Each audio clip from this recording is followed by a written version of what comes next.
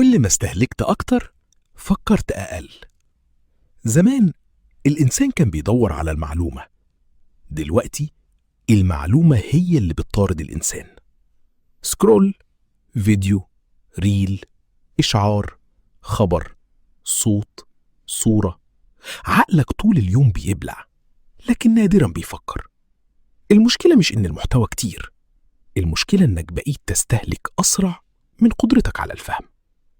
كل ما تفضل تستقبل بدون توقف، عقلك يتحول لمخزن مش عقل واعي. وده اللي بيخلي ناس كتير عارفة كل حاجة لكن مش فاهمة أي حاجة. الهدوء بقى صعب لأن التفكير الحقيقي محتاج صمت.